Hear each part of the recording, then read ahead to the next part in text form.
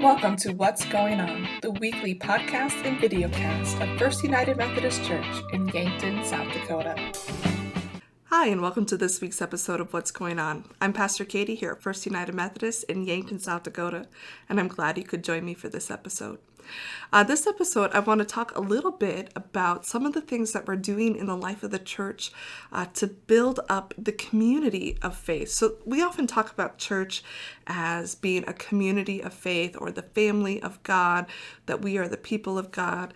But today I really want to focus on the communal aspect of our faith because that's something that, due to no fault of our own, and I hate that even though we are now like 3 years from the start of it, COVID still has long-lasting effects on our lives. But one of the effects that we have noticed in the church is it really took away a lot of our community. And so one of the things that we've really been trying to do here in the church is to build that back up and to build it up with the new people that we also have coming in who need to get to know each other, who need to have those opportunities. And so we've been doing some things and are going to continue doing some things and have some things coming down the line that I want to talk about. So one of the things we brought back this year is our XYZ fellowship. XYZ stands for Extra Years of Zest. It is not something I came up with, but it is something I said, let's continue to call it that. And basically this is a fellowship opportunity for people who are retired and beyond, and partially because of the timing of it as well, in that it is Wednesday, the second Wednesday of the month at 10 a.m. Here at the church. We've been doing this since the fall, and we've kind of gotten sort of a core group back into the swing of it, and it's been steadily growing, but we would love to have you be a part of it as well. I think one of the misconceptions is that it is a women's fellowship, and that is not true. It is for both men and women to come, and it's a really, really informal time. We sit around the table and we visit and we talk about all kinds of things. I will say that XYZ this year has been the source of some really interesting tidbits of information that I've learned. One, it's just really fun to get to listen to people talk about their lives and talk about their experiences. And obviously I'm the youngest person there. And so like for me, it's just really fun to learn and get to know more about the people who are coming, but also about just the changes over time in their lifetimes have been really cool. But also we just get on some really fascinating topics. Sometimes people come with things that they want to talk about and they have nowhere else to talk about it. So they're going to bring it to XYZ, and sometimes we just, meander through the conversations. We had it this week, and some of the tidbits that I've learned this week were that there is someone in South Padre Island, Texas, who has a pet kangaroo in their house that they have a diaper on. And I can't for the life of me imagine how that works. And I would be terrified to have a kangaroo in my house. But, it takes all kinds to make a world, I guess. I learned about the origins of Dr. Pepper, and that there's a Dr. Pepper museum in Waco, Texas. So that was pretty cool. I don't drink Dr. Pepper, but I still think that was fascinating. We talked about rendering lard, and I learned what crackling was. I didn't know that, but also got to hear stories of people who did that in their childhood and the memories that brought up. We talked about, what else did we talk about? Just all kinds of different things, different heritages.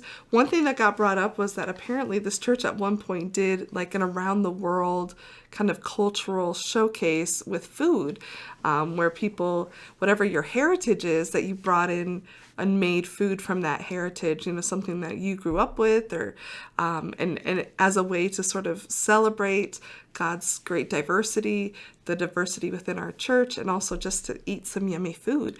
And I was like, that's a great idea. So if there's anyone watching this podcast who's like, yeah, we should totally do that, talk to me and let's see if we can get that ball rolling, because I think that sounds amazing, and I would love to do it. But we need people who want to be a part of that.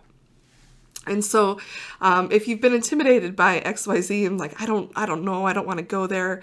They're just going to talk about, things that I don't understand. And Pastor Katie's going to talk about Greek and Hebrew. I mean, I can. No one has asked me to. More, it's just a time of fellowship. It's just a time to get to know each other better. And what we're finding is that even people who've attended the same church for years and years know very little about each other.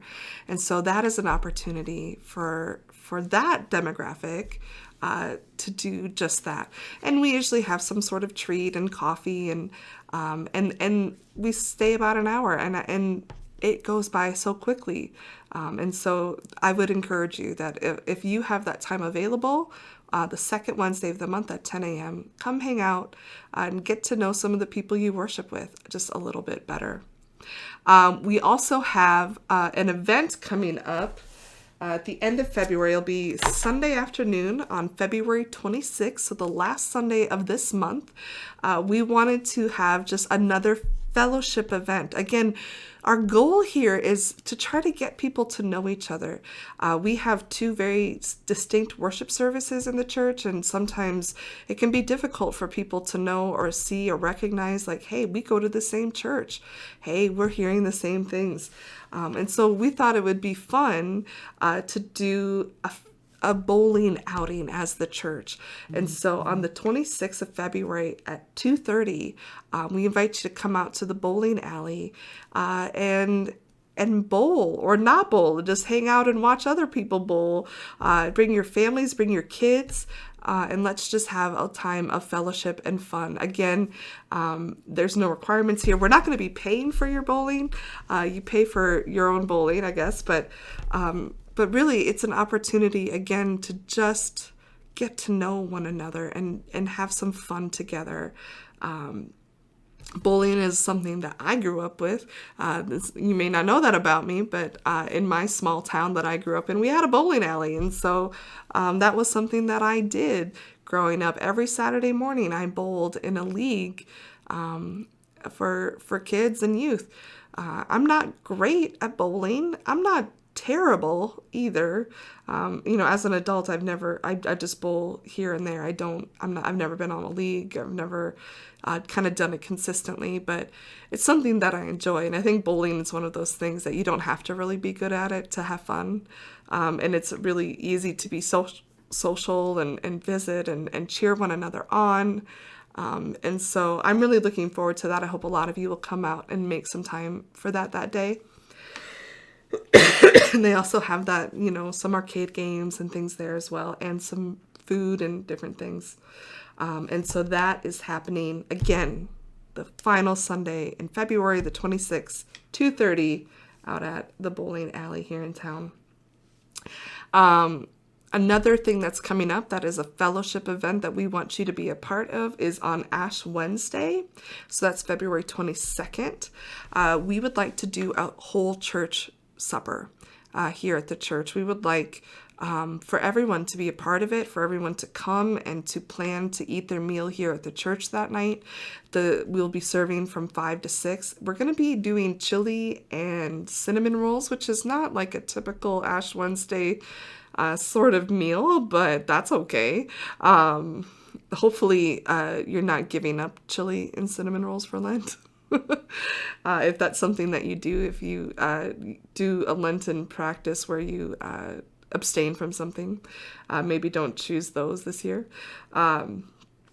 We have some signups out in the lounge for either helping to serve or clean up with that meal, or to bring items and donations for that meal. But we'd really love, every week we serve our children and some of our families that worship on Wednesday nights. But we'd really love for the whole church to be a part of this. Ash Wednesday is a very special night in the life of the church. It is the kickoff to the season of Lent. And we just really would love to have our church gather, to see one another, to get to know one another, and to worship together. And so please consider coming at least for the meal. If you don't want to stay for the Ash Wednesday service, that is the night that we do imposition of ashes. It will be the same sermon, however, as what we'll do on Sunday. But here's my thought for everyone. Does it hurt you to hear the same sermon more than once? I'm going to say no.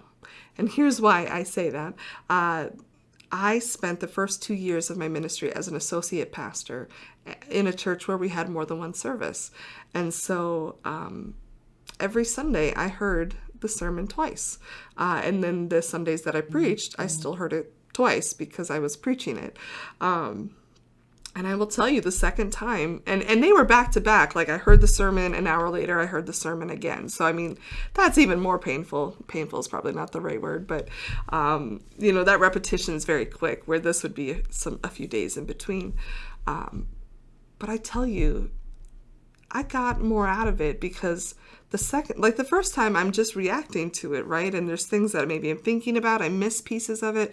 The second time I would hear things that I didn't hear the first time. And it's not because she changed her sermon, the senior pastor who I was listening to, but because I was just listening in a different way, or things that kind of took me out of it, or that really I wanted to think about in the first time, I was able then to hear different things. And so I think it's okay. It's okay to hear the same sermon more than once. The services feel different. Also, we're going to be going during the season of Lent into a sermon series on the cross. And in particular, how do we understand what Jesus did on the cross, what he accomplished through his death and resurrection? The term for that in theology is called atonement. How Jesus atoned for our sins. So we're going to talk about different theories of atonement during Lent, and you're just like, oh my God, that sounds,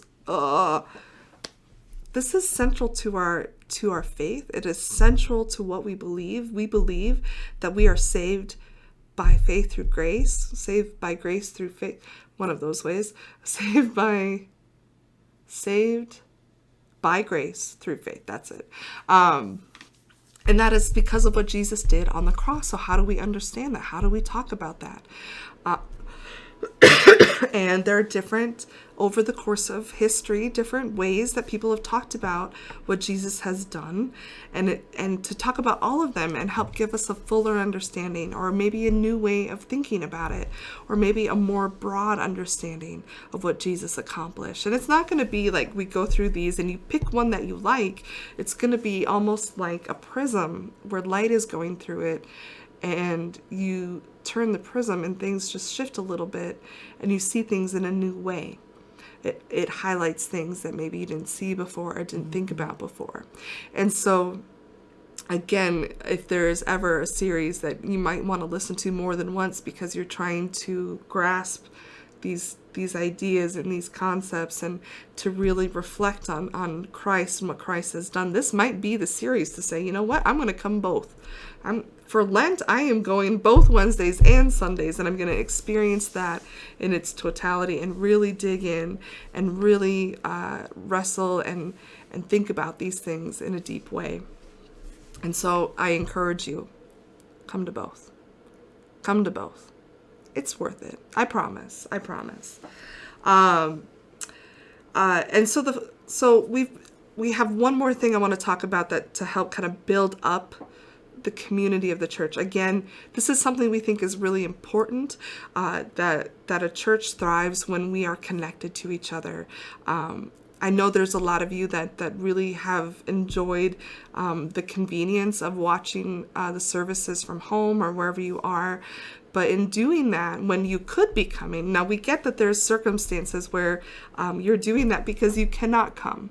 And we're not saying that you have to be here if you cannot be here. We understand that, we get that. But we also know that there's some that could choose to come and that out of convenience more than anything are choosing to stay home. But you're really robbing us of the community. You're robbing us of your presence, of your contribution, of your thoughts, of your presence with us. And so, maybe for your Lenten practice, it's showing up for worship whenever you can, showing up to events that promote the community of the church, investing in the lives of others, getting to know someone in the church that you don't know very well. We've got new people coming to the church all the time. And so even if you are a lifelong member, there are still people you probably don't know very well. And so this is your opportunity to extend the grace of God, extend hospitality, and to really build up our community of faith. And so the final way that I'm going to talk about it today is through our different small groups. We have a variety of small groups happening in the church, and I want to just make you aware of them. On Tuesdays at noon, I have a Tuesday lunch study that is open to everybody who's available to come. We are working through a video series called Pneuma by Rob Bell.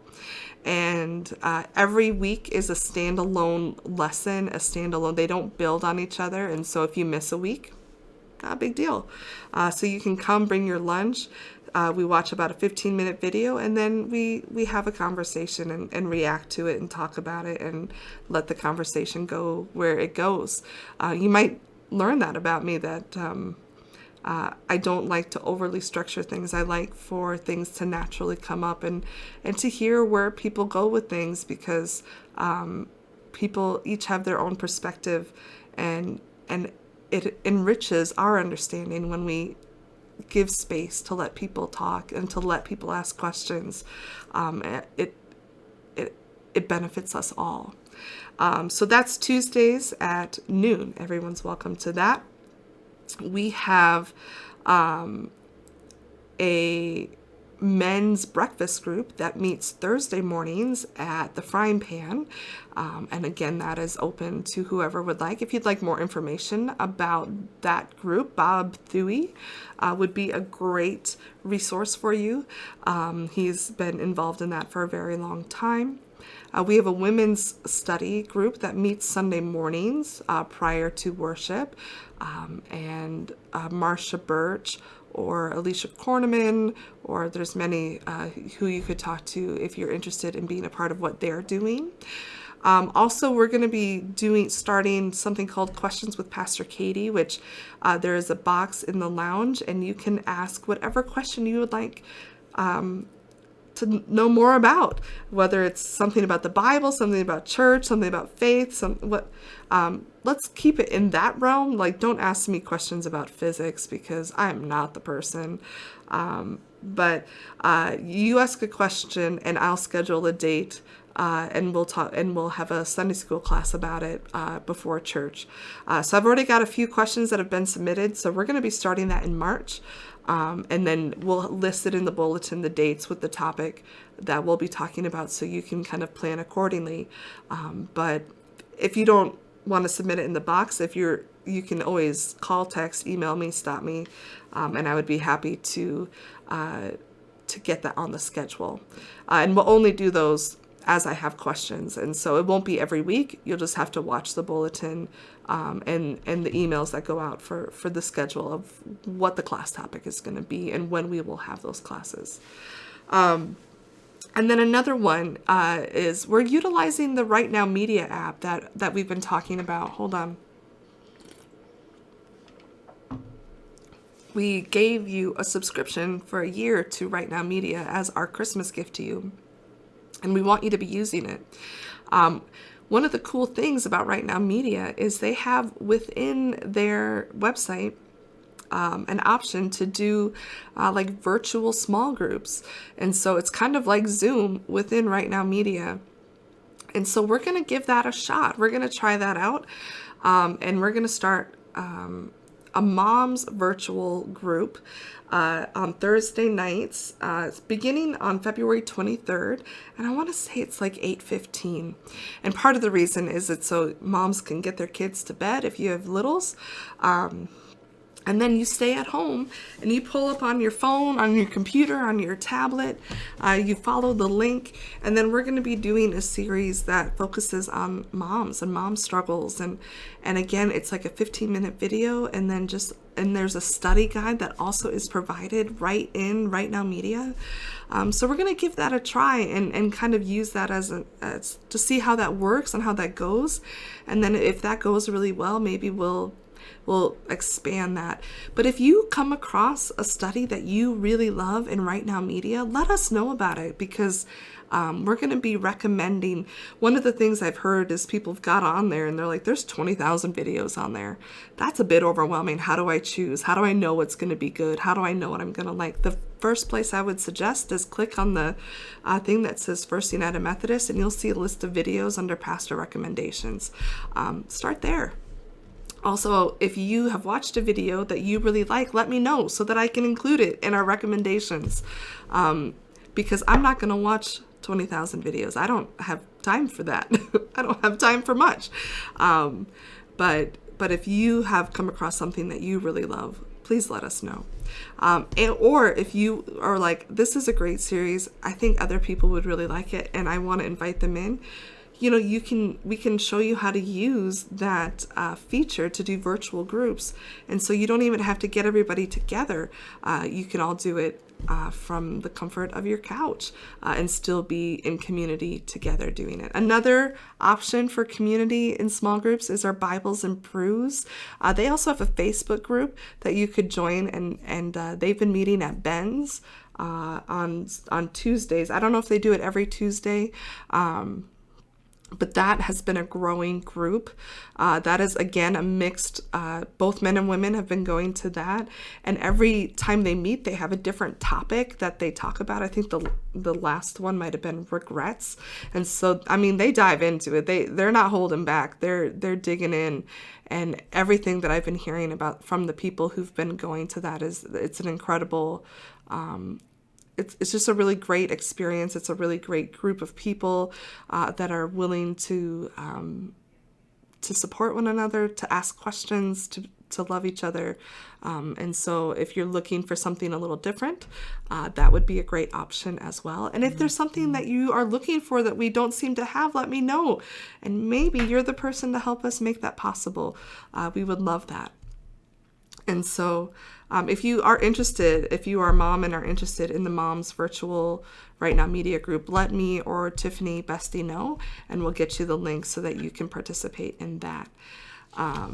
And I think that is quite a bit about what's happening in the life of the church. I've got some other things up my sleeve, but I'm going to hold off on those and save that for another day. I just want to let you know we've got some things happening. And it's really, one amazing thing that happened at worship this week, Wednesday night, Eric Lancaster joined the church, so we have another new member. So if you see him around, welcome him officially. He's been around for a while, but he is fully committed now. He's jumped in with both feet. And I say that because he has also applied now for our leadership team. We've had an open spot in our finance, and Eric has felt the nudge of the Spirit to fill that role. And so this Monday at our leadership team meeting, we'll be welcoming him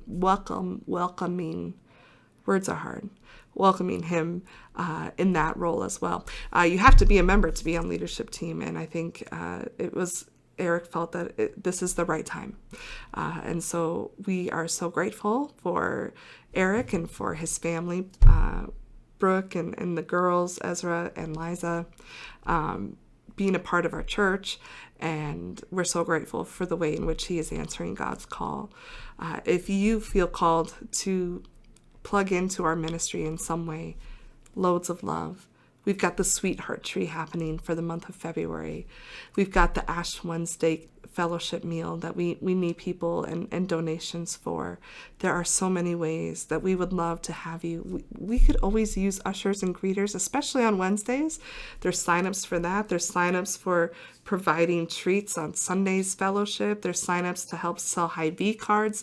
I mean, if you want to do something, we can make that happen. And we would love for everybody to do at least one thing. So what's your one thing going to be? I hope at least for the month of February, you choose to do some of the fellowship opportunities. Maybe your one thing is getting to know at least one more person in this church a little bit better. And so with that, God bless. I'll see you soon. Take care. Thank you for joining us for this episode of What's Going On, a podcast of First United Methodist Church in Yankton, South Dakota. We'd love to have you join us for worship on Wednesday nights at 6:15 or Sunday mornings at 10 a.m. You can also worship with us online at firstumcyankton.org or find us on YouTube.